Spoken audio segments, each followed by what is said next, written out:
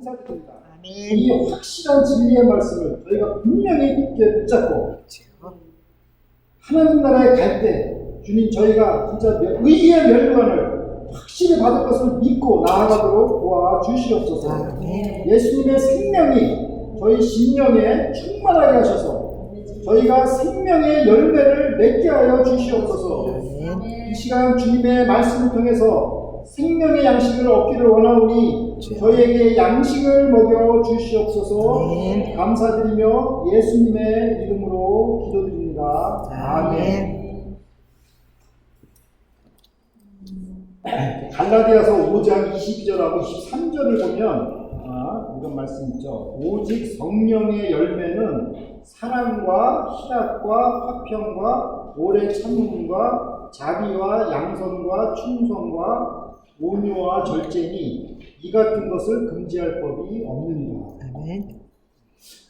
우리가 오늘 그 본문 말씀을 읽으셨는데요. 오늘 본문 말씀의 내용은 바로 그 라반이 그 도난당한 그 드라빔을 찾지 못하자 도리어 그 야곱에게 책망을 받는 그런 내용입니다. 그래서 야곱은 자신의 그 결백함을 그 많은 사람들 앞에서 이렇게 판단받고자 하는 그런 내용이 지금 소개되어 있습니다.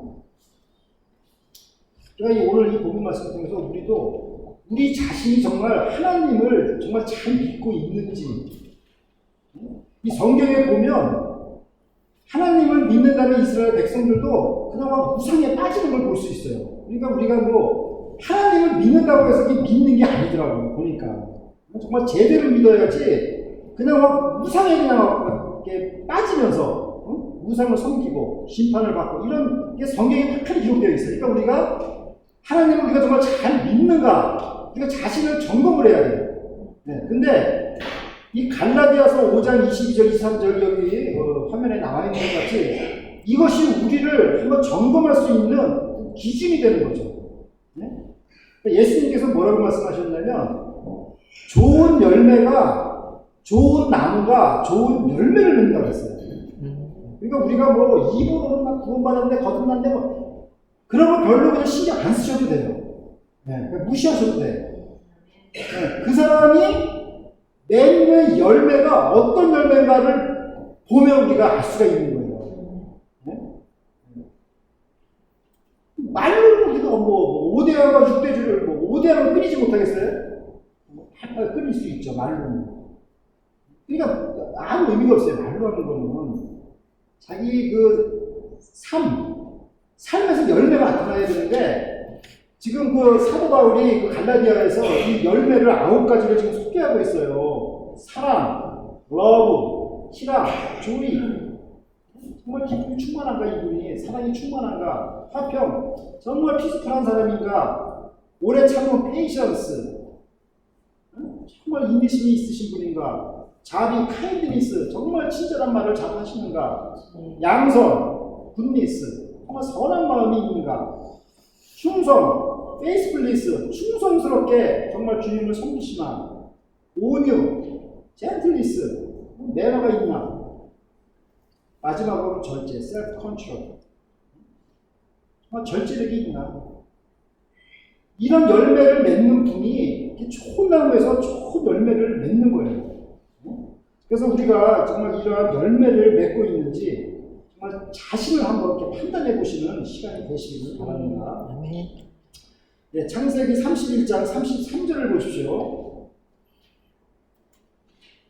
라반이 야곱의 장막에 들어가고 레아의 장막에 들어가고 두 여종의 장막에 들어갔으나 찾지 못하고 레아의 장막에서 나와 라헬의 장막에 들어갑니다.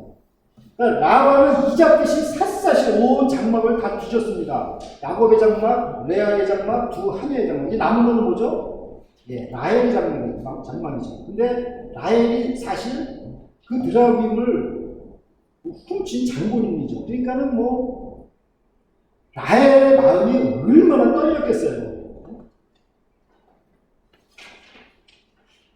우리가 그런 상황이라는 걸 알 수가 있겠죠. 창세기 31장 34절을 보십시오. 라헬이 그 드라빔을 가져 약대에 안장 아래 놓고 그 위에 앉은지라 라반이 그 장막에서 찾다가 얻지 못하네. 그러니까 라헬이 그 드라빔을 막 뒤지니까 어떻게 생겼냐면 약대 안장 밑에 이걸 감춘 거예요. 그러니까 그 여인이 타는 그 약대 안장은 좀 남자들이 타는 거랑 달라요. 약간 쿠션을 좀 높게 했어요. 그래서 길이가 18인치, 높이가 14인치, 이런 큰 상자로 된 그 안장이에요. 그러니까 그 안에, 그 상자 안에는 뭐 여러 가지 물건도 넣을 수가 있겠죠. 그 속에 이제 작은 물건들 같은 거, 뭐 무슨 채찍이랄까 뭐 이런 것들 다 보관할 수가 있는데, 거기다가 이 드라빔을 숨긴 거예요. 라헬이. 창세기 31장 35절을 보십시오. 라헬이 그 아비에게 이르되 마침 경수가 남으로 일어나서 영접할 수 없사오니 내 주는 노하지 마소서 하니라. 라반이 그 드라빔을 두루 찾다가 얻지 못한지라. 그러니까 라헬이 여기서 경수 핑계를 댄 이유는 무엇일까요? 레위기서 15장 19절 말씀입니다. 어떤 여인이 유출을 하되 그 유출이 피면 7일 동안 불결하니 무릇 그를 만지는 자는 저녁까지 부정할 것이요. 그러니까 그 경수를 하는 여인은 그 불결한 취급, 일주일 동안 불결한 취급을 받았습니다. 그래서 그녀 근처에는 접근할 수가 없었어요. 그녀를 만지는 순간 그 사람과 같이 이렇게 불결해지기 때문에 만질 수도 없고, 갈 수가 없는 거죠. 결국 라반이 정말 정말 찾고자 했던 그 신은 지금 어디에 있어요? 안장 밑에. 예, 그 안장 밑에, 그 굉장히 아주 멋있는 표현이에요. 안장 밑에. 그 월경하는 여성 밑에 이렇게 앉아있는 꼼짝 못하고 있는 거죠. 근데 무기력한 신이라는 거예요. 또 불결한 신이라는 거죠.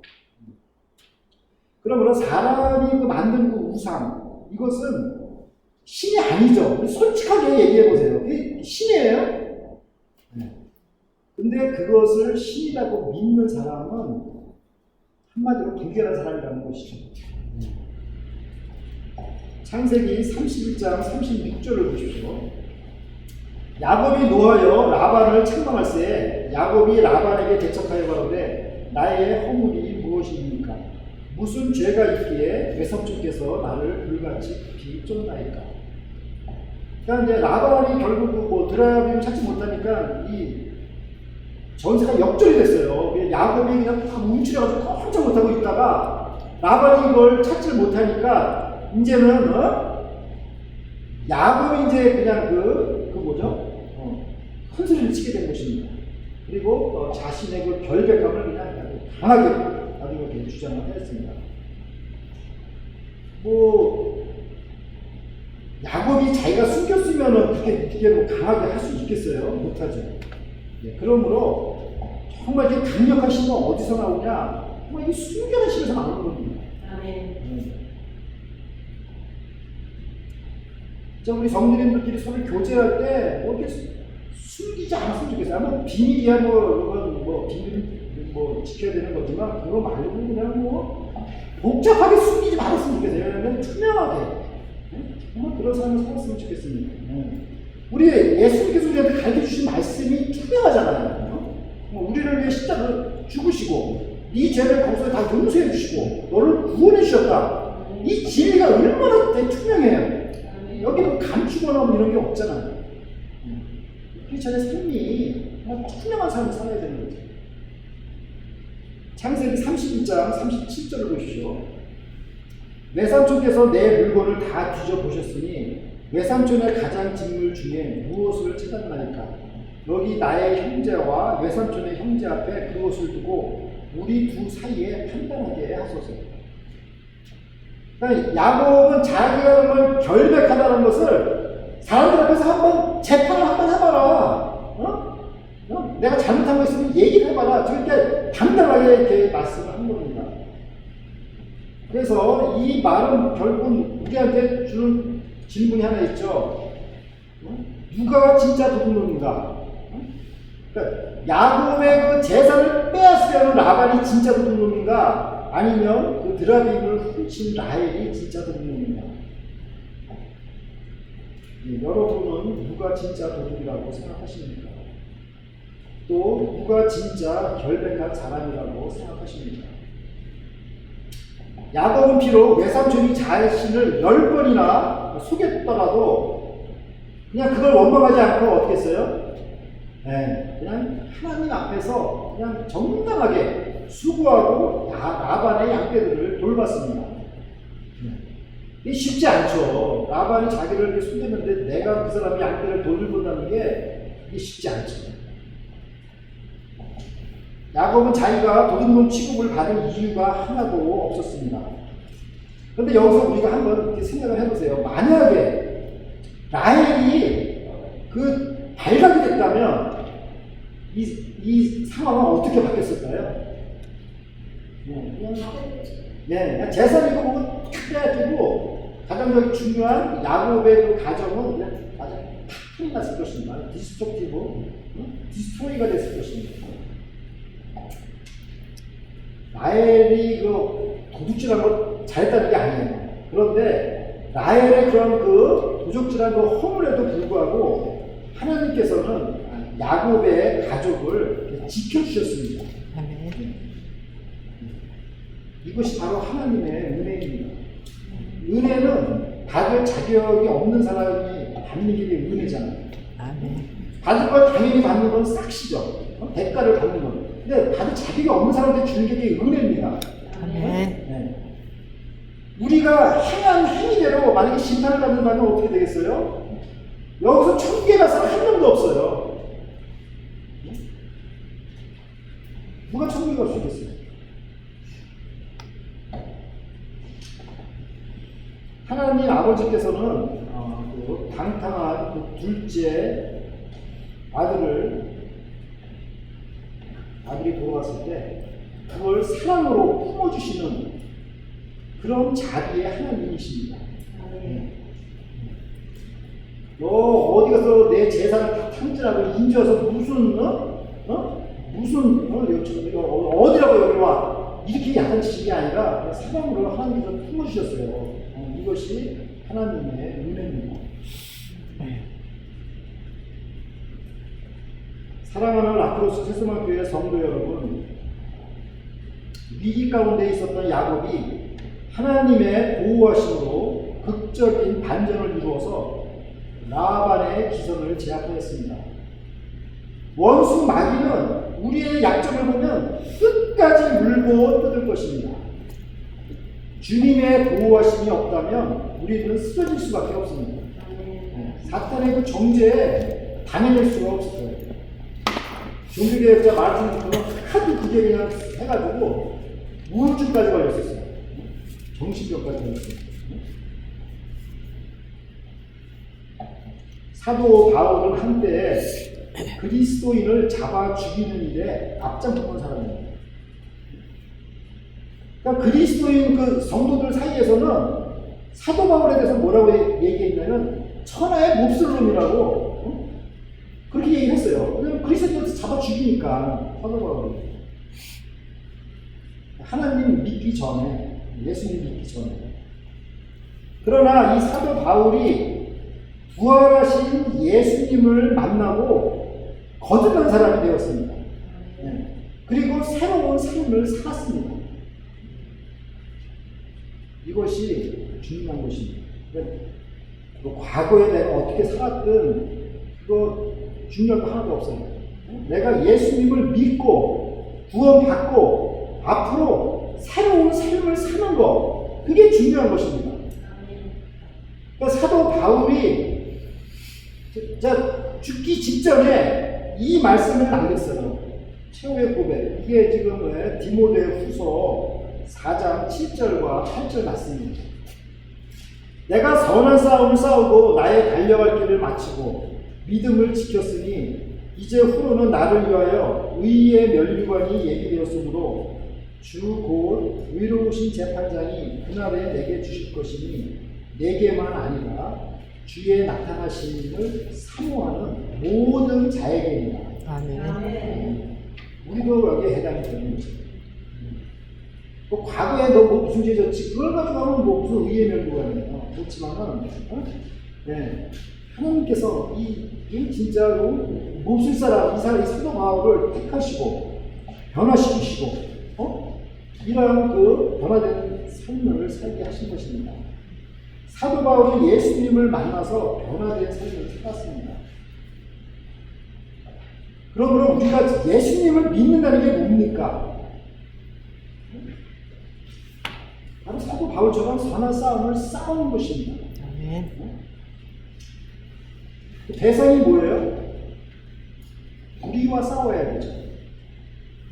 또 의심, 불신과 또 싸워야 되죠.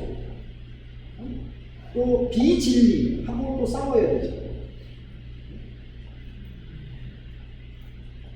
우리가 이제 지금 11월 12일까지 지금 로마서 지금 읽기 대회를 모성교회 주최를 하고 있는데, 성경 66권을 다 가져갈 수 없을 때 성경 66권 중에서 한 권을 가져가라 하면은 대부분의 사람들이 로마서를 가져간다고 했어요. 그만큼 로마서가 성경 66권 중에 큰 진리를 잘 이해하기 쉽게 잘 해결해주는 말씀이라고 볼 수가 있겠죠. 그죠? 그래서 아무튼 우리 요번 로마서 이 성경을 천천히 잘 읽으셔서 정말 진리가 무엇인가를 잘 깨달으시는 성도 여러분들이 되시기를 바랍니다. 오늘 말씀을 우리가 세 가지 키워드로 묵상하고자 합니다. 첫 번째는 아이돌, 우상이라는 뜻이고, 두 번째는 임포텐스, 무기력이라는 뜻이고, 세 번째 인테그리티는 청명, 결백이라는 뜻입니다. 이 우상에 대해서 먼저 말씀드리자면, 한민수 목사라는 분이 이렇게 얘기했어요. 우상이란 짝퉁 하나님이다 이렇게 얘기했어요. 그냥 가짜라는 거죠. 가짜는 그냥 가짜인 거예요. 그죠? 그러니까 우상은 만날 수도 없고 어디 숨어 있는지 찾을 수도 없는 게 우상이겠죠. 그죠?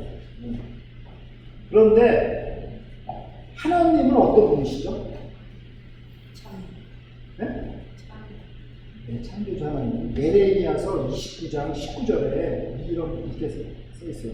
너희가 전심으로 나를 찾고 찾으면 나를 만나리라. 아멘. 네, 아멘. 그러니까 이 말씀이 뭔 말씀이에요? 하나님은 인격적인 하나님이에요. 뭐 우상처럼 뭐 대답도 못하는 그런 게 아니라 살아계신 하나님이라 너희가 전심으로 나를 찾고 찾으면 내가 만나리라. 인격적인 하나님이에요. 우리 눈에는 안 보이지만 인격적인 분이세요.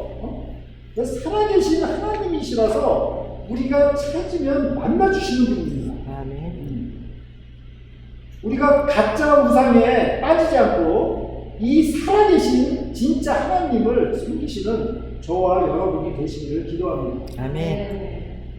네, 두 번째는 임포텐스입니다. 무능력이라는 뜻인데요. 이 우상의 특징입니다.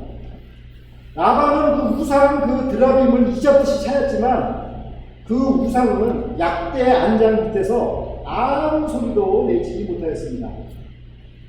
이로 인해서 혈기에 왕성하던 라반 역시도 풀이 푹 죽어서 도리어 야곱에게 책망을 받았습니다.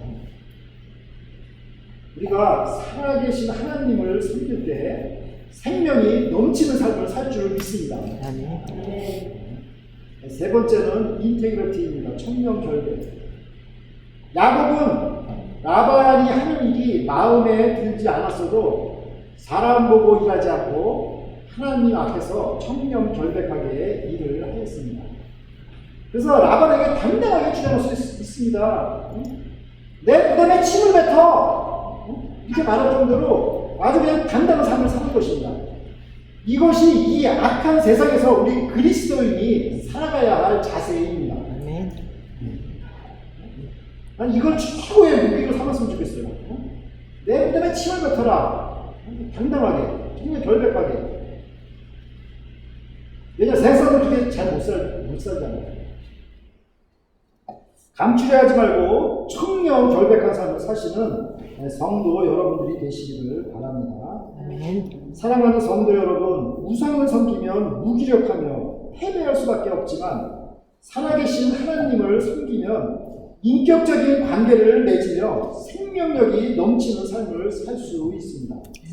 우리가 살아계신 하나님과 인격적인 관계를 맺으며 생명이 넘치시는 삶을 사시기를 간절히 기도드립니다. 아멘. 함께 기도드리겠습니다. 하나님 아버지, 예수 그리스도를 통하여 저희에게 생명을 전해주심을 감사드립니다. 야곱이 이 살아계신 하나님을 믿은 것이 축복임을 배웁니다. 우리가 우상에 빠지지 않게 하시고 살아계신 하나님의 진리 안에서 살도록 도와주시옵소서. 감사드립니다. 예수님의 이름으로 기도드립니다. 아멘.